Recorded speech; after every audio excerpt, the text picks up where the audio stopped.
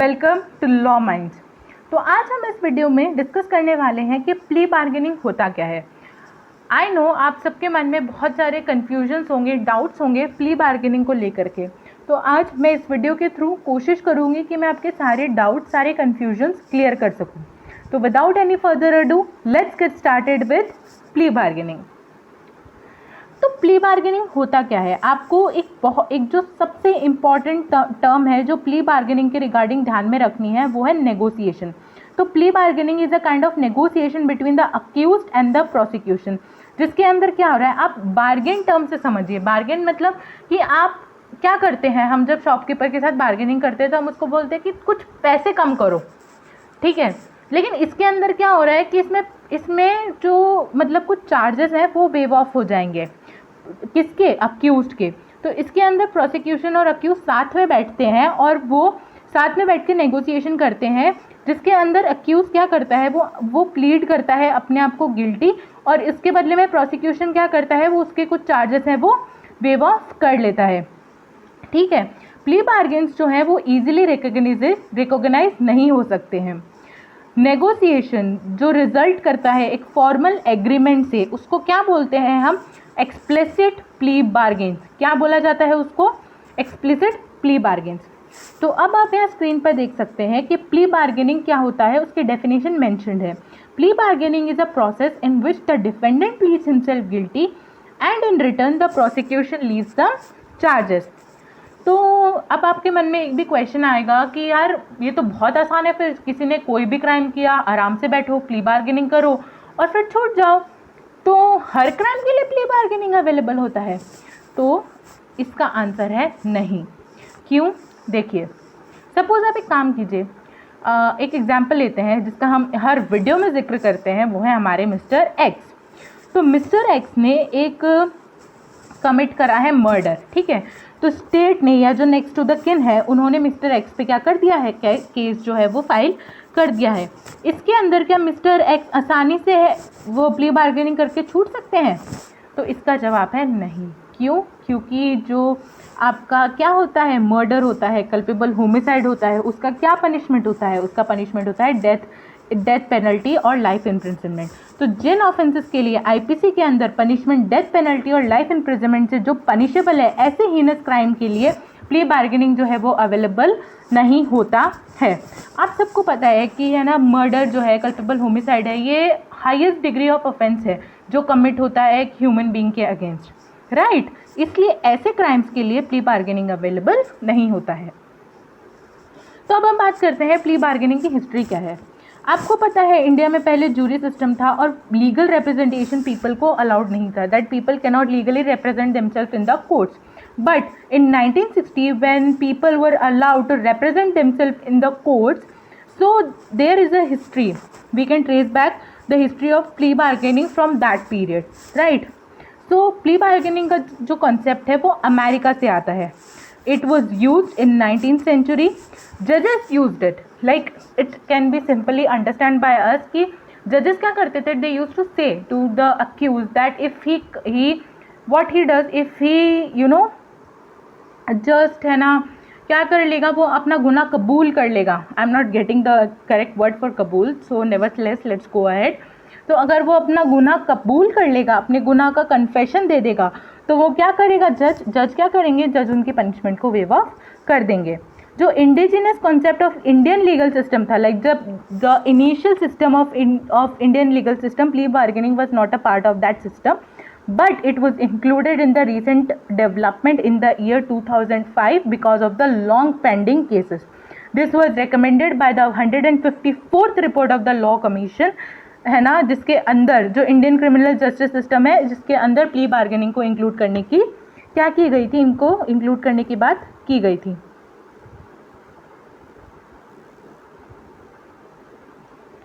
उसके बाद हर बारी आती है कि प्ली बार्गेनिंग को आप रिलेट कहाँ से करोगे, मतलब प्ली बार्गेनिंग है कहाँ पे, क्या प्रोसीजर फॉलो होगा, क्या होगा, कि कहाँ पे डिफाइंड है। तो जैसा कि बात आपको पता है, हर क्रिमिनल मैटर से डील कौन करता है, कौन सा प्रोसीजर कोड फॉलो होता है, वो होता है हमारा क्रिमिनल प्रोसीजर कोड ऑफ 1973। तो सीआरपीसी के चैप्टर 21A के अंदर प्ली बार्गेनिंग को अच्छे से उसका एप्लीकेशन, उसका प्रोसीजर सब कुछ क्या किया गया है, बताया गया है।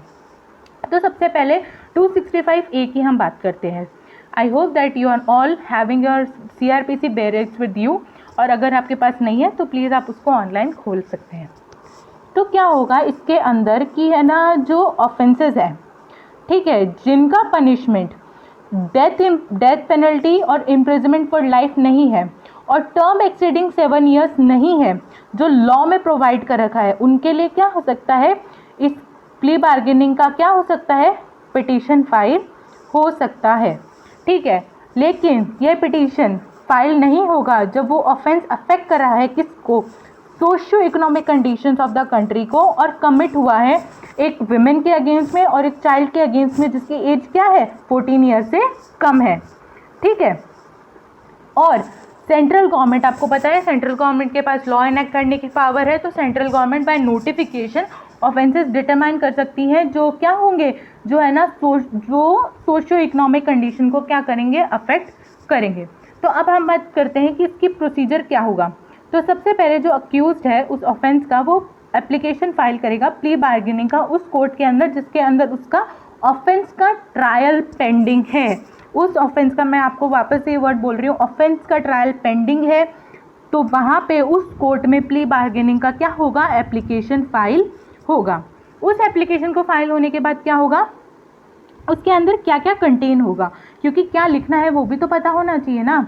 तो उसके अंदर एक ब्रीफ डिस्क्रिप्शन होगा relating to what, relating to the offence जो उसने कमिट किया है, और उसके बाद एक एफिडेविट अटैच्ड होगा जिसमें वो क्या करेगा, जिसमें वो स्वेयर करेगा कि वो वॉलंटरीली प्रिफर कर रहा है plea bargaining and he understand the nature and extent of his offence, right, जो लॉ के अंडर है। ठीक है, और वो प्रीवियसली कन्विक्ट नहीं हुआ है ना, प्रीवियसली कन्विक्ट नहीं हुआ है कोर्ट के थ्रू उन सेम ऑफेंस के अंदर। सीधी सी बात है, डबल जियोपार्डी आप नहीं कर सकते ना, तो वही चीज़ यहाँ पे भी है कि वो प्रीवियसली कन्विक्ट नहीं होना चाहिए। ठीक है, उसके बाद आपने अपना पिटीशन दे दिया कोर्ट को, कोर्ट क्या करेगा, कोर्ट उस एक नोटिस इशू करेगा किसको, पब्लिक प्रोसिक्यूटर को और कंप्लेनेंट को जिसने केस फाइल किया है ऑब्वियसली। ठीक है, उसके बाद वो अक्यूज और वो सब एक फिक्स डेट के ऊपर अपीयर होंगे कोर्ट के अंदर।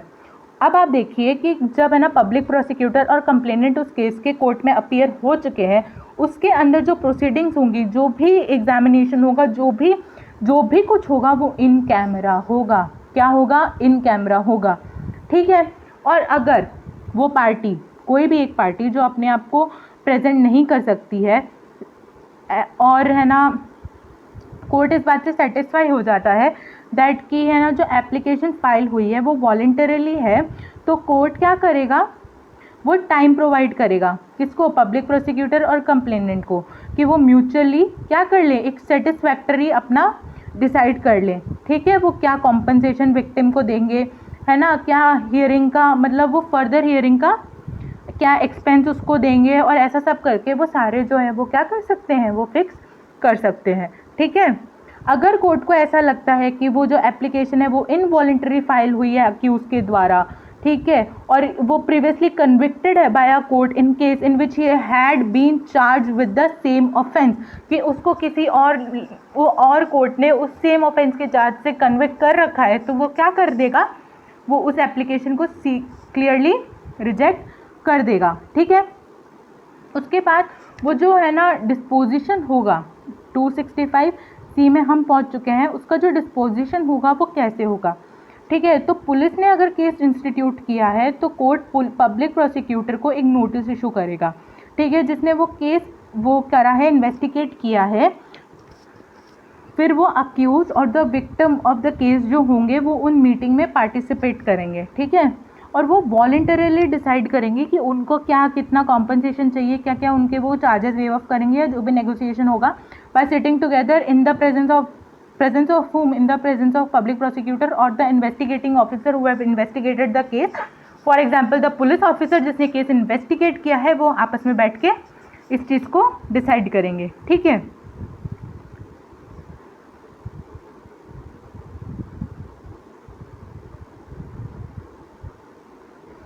और कोर्ट का क्या इसमें रोल होएगा? कोर्ट का रोल ये होएगा कि कोर्ट इंश्योर करेगा कि ये वॉलंटरीली पार्टिसिपेशन हो रहा है पार्टीज़ का, राइट। और है ना, मतलब अगर विक्टिम को लगता है कि वो अक्यूज से मिलकर या कुछ ऐसी बात करना चाहता है तो वो भी ऐसा हो सकता है, ऐसा इसमें कोई प्रॉब्लम नहीं है, ठीक है। जो रिपोर्ट बनेगी वो म्यूचुअली बनेगी, क्योंकि दोनों की सहमति होनी चाहिए, दोनों ने मीटिंग में पार्टिसिपेट प्रॉपरली करना चाहिए। तो उसके रिगार्डिंग जो रिपोर्ट बनेगी वो कोर्ट ऑब्जर्व करेगा कि वो प्रॉपरली बनी है कि नहीं बनी है, ठीक है। उसके बाद केस का डिस्पोजल कैसे होगा, क्या कॉम्पनसेशन रिलेटेड मैटर्स होंगे, क्या क्वांटम ऑफ पनिशमेंट है, कितना उसको प्रोबेशन पे रिलीज करा जाना चाहिए कि नहीं करा जाना चाहिए, जो भी सब चीज़ें हैं उसमें कौन इंटरफेयर करेगा, उसमें देन कोर्ट इंटरफेयर कर सकता है, ठीक है। उसके बाद कोर्ट अपना जजमेंट डिलीवर करेगा, ठीक है। फाइनलिटी ऑफ जजमेंट होगी, जजमेंट जो 265G के अंदर डिलीवर किया जा रहा है वो फाइनल होगा, उसको SLP यानी स्पेशल लीव पिटीशन जो आर्टिकल 136 और writ petition 226 and 227 of the constitution के अलावा आप क्या नहीं कर सकते, आप उसको चैलेंज नहीं कर सकते, ठीक है। अब कोर्ट की ये पावर्स हैं इसके रिगार्डिंग प्ली बार्गेनिंग के अंदर कि वो सारे काम कर सकता है, वो बेल दे सकता है, ट्रायल ऑफ ऑफेंस कर सकता है, एनी मैटर मतलब कुछ भी कर सकता है जो उस डिस्पोजल ऑफ द केस को नेसेसरी है, जो और जो कोड में स्पेसिफाइड है स्पेशली, ठीक है। फिर पीरियड ऑफ डिटेंशन की बात करी है, undergone by the accuse to set off against the sentence of imprisonment. Like अगर उन्होंने कुछ वे ऑफ चार्जेस करे हैं और उसके पहले उसने कुछ इम्प्रिजनमेंट अपना काटा है तो उस चीज़ को वो वहाँ पे क्या हो जाएगा, उस चीज़ का एडजस्टमेंट हो जाएगा, ठीक है। आपको एक बात बता दूँ कि है ना, जो है ना अक्यूज्ड है उसने जो अपना क्या दिया है, वो अपना जो वो दिया है मतलब कुछ ऐसे स्टेटमेंट, ठीक है, वो उस प्ली बार्गेनिंग के अलावा और कहीं यूज़ नहीं होने चाहिए। और 265L जो बहुत ही एक इम्पॉर्टेंट सेक्शन है, वो ये बताते हैं कि प्ली बार्गेनिंग कहाँ अप्लाई नहीं होगा, ठीक है। ये जुवेनाइल और child as defined in clause 2K of section 2 of juvenile justice care and protection of children act पे जो भी इसके अंदर है वो उसको अफेक्ट नहीं करेगा, राइट। तो ये सारे सेक्शंस हैं जो प्ली बार्गेनिंग के क्रिमिनल प्रोसीजर कोड हमारा डील कर रहा है, कोड ऑफ क्रिमिनल प्रोसीजर 1973, ठीक है। उसके बाद बारी आती है कि टाइप्स ऑफ प्ली बार्गेनिंग होती क्या है। तो मैं आपको बता दूं प्ली बार्गेनिंग के 3 तरीके के टाइप्स होते हैं। पहला होता है सेंटेंस बार्गेनिंग, दूसरा होता है चार्ज बार्गेनिंग और तीसरा होता है fact bargaining. One by one हम समझते हैं कि ये तीनों होते क्या हैं। तो सेंटेंस बार्गेनिंग का मतलब है कि आप लेसर सेंटेंस के लिए प्लीड कर रहे हो, सिंपल सी बात है, सेंटेंस से समझ में आ रहा है कि आप लेसर सेंटेंस के लिए प्लीड कर रहे हो, ठीक है। उसके बाद आ रहा है आपका वो चार्ज बार्गेनिंग, ये मोस्ट कॉमन प्ली बार्गेनिंग होता है। मैं आपको बताऊं क्रिमिनल केसेस के अंदर सबसे ज़्यादा जो प्रचलन में है या सबसे ज़्यादा ट्रेंडिंग जो क्रिमिनल केसेस में है वो कौन सा है, चार्ज बार्गेनिंग, ठीक है। तो मतलब इसका एक एग्जाम्पल से आप समझिए कि मिस्टर एक्स है, ठीक है, उन्होंने क्या किया है, वो प्ली बार्गेनिंग प्लीड कर रहे हैं किसके लिए कि है ना, आप है ना मैन स्लॉटर के लिए आप मेरे मर्डर के चार्जेस को वेव ऑफ कर दो, या मतलब मेरा जो मतलब ऐसा चार्ज है कि जो सिवियर चार्ज है आप वो वेव कर दो और मुझे लेसर चार्ज ऑफ दे दो पनिशमेंट, राइट। उसके बाद फैक्ट बार्गेनिंग मतलब कि आप कुछ ऐसे एविडेंसेस, कुछ ऐसे फैक्ट जो आपको पता है कि उसके अंदर एक कॉन्स्टिट्यूट कर सकते हैं एक बड़ा पॉइंट, बड़ा एविडेंस, वो आप कोर्ट के अंदर क्या नहीं करो, प्रेजेंट नहीं करो, वो हो जाएगा आपका फैक्ट बार्गेनिंग। अब हम एक केस लॉ की बात करते हैं। तो केस लॉ है हमारे पास state of Uttar Pradesh versus Chandrika 2000 का केस। तो मैं आपको बता दूं इस केस का क्या एक क्रक्स था। क्रक्स ये था कि इलाहाबाद हाई कोर्ट ने प्ली बार्गेनिंग का जो है ना वो था एक्सेप्ट कर लिया था, जिसके अंदर कन्विक्शन किसके अंदर आया था, कन्विक्शन आया था सेक्शन 304 ऑफ IPC, ठीक है। और फिर क्या हुआ था कि है ना वहाँ पे कुछ ऑल्टरेशन हुआ था regarding the period of imprisonment, right. और उसके अंदर क्या हुआ था कि जो प्ली बार्गेनिंग हुआ था वो उस बेसिस पे हो गया था कि जो एक्चुअल पीरियड ऑफ इम्प्रिजनमेंट था वो रिस्पोंडेंट ने जितना अंडरगो किया था वो उनको क्लियरली बताया नहीं गया था, ठीक है। और फाइन था 5000 in default of payment of जो रिग्रेस इम्प्रिजमेंट उनको मिली थी 6 महीने की, उसका जो फाइन था वो था 5,000 रुपये, ठीक है। और जो रिस्पॉन्डेंट थे अलॉन्ग विद 2 अदर्स, वो किसके लिए चार्ज हो गए थे, section 302 read with 307 and 34 of IPC for committing the murder of Shamdev करके कोई इंसान था जिसका इन्होंने मर्डर किया था, राइट। तो इसका जजमेंट क्या आया था, जजमेंट ये आया था कि हाई कोर्ट ने ऐसा बोला कि ऐसा ऑर्डर जो पास किया गया है वो इलीगल है, गलत है, राइट। और इसलिए क्या उन्होंने नहीं किया था, इसके अंदर जो प्ली बार्गेनिंग का वो पॉइंट था उसको कोर्ट ने क्या नहीं किया था, एक्सेप्ट नहीं किया था, राइट। अब बारी आती है प्ली बार्गेनिंग की मेरिट्स क्या है, because you all know that every coins have 2 sides, so will be discussing both the sides of this coin. तो प्ली बार्गेनिंग के बेनिफिट्स ये हैं कि एक स्पीडी डिस्पोजल है, भाई आपको पता है कानून के घर देर है अंधेर नहीं है, तो उस देर को हटाने के लिए वहाँ पे क्या है, एक स्पीडी डिस्पोजल है, किसका क्रिमिनल केसेस का। एक हैसल फ्री अप्रोच है, आपको ज़्यादा तामझाम नहीं करना, ज़्यादा कोर्ट के चक्कर वक्कर नहीं काटने, बहुत ईजिली आपका मैटर क्या हो जाएगा, डिजॉल्व हो जाएगा। प्लस इसमें मीडिया इंक्लूड नहीं होगा, आपको पता है बहुत सारे क्रिमिनल केसेस होते हैं उसमें मीडिया का बहुत बड़ा रोल होता है। आजकल तो मीडिया हमारा 4th पिलर हमारे सामने बनकर डेमोक्रेसी में खड़ा हो गया है, जो अच्छी बात भी है, और इस वजह से मीडिया का बहुत बार एक रोल होता है। तो उस रोल को कम करने के लिए, उस रोल से बचने के लिए, सपोज एक बहुत ही सेंसिटिव केस है जिसमें मीडिया का इन्वॉल्वमेंट बिल्कुल नहीं चाहिए, और मतलब आपको नहीं चाहिए मीडिया किसी भी रीज़न से, तो उसमें क्या होगा, प्ली बार्गेनिंग के अंदर मीडिया बिल्कुल नहीं होता है।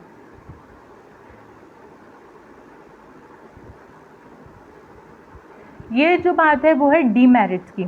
अब डीमेरिट्स क्या है कि है ना, डीमेरिट्स ये है कि है ना, जो अक्यूज्ड है वो उसको विलिंगली अडॉप्ट करेगा, मतलब अगर उसने विलिंगली अडॉप्ट नहीं किया है ना तो प्ली बार्गेनिंग हो ही नहीं सकता। मैंने आपको बताया था कि हमने अभी डिस्कस किया है कि सेक्शन ये बोलता है कि आपको एक एफिडेविट अटैच करना है स्वेर के साथ कि आपने क्या किया है, आप विलिंगली प्ली बार्गेनिंग को क्या कर रहे हो, अडॉप्ट कर रहे हो, एक्सेप्ट कर रहे हो। प्ली बार्गेनिंग जो है वो एक तरीके का अल्टीमेट सोल्यूशन नहीं है कि अगर आप सोचो कि सारे ऑफेंसेस के लिए हम प्ली बार्गेनिंग करवा लें, तो भाई ऐसा पॉसिबल नहीं है।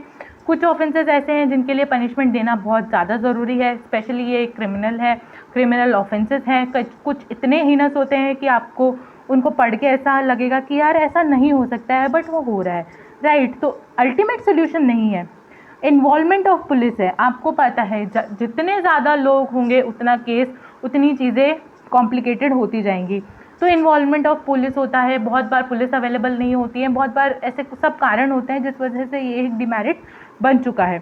उसके बाद करप्शन होता है, करप्शन बहुत ज़्यादा हो सकता है। आप सोचिए ना, जैसे अभी हम केस डिस्कस कर रहे थे उसके अंदर भी तो है ना, इजीली मतलब आपने क्या कर दिया है, आपने एक वो खोल दिया है, आपने एक एरिया खोल दिया है, एक पॉइंट खोल दिया है, किसके लिए, करप्शंस के लिए।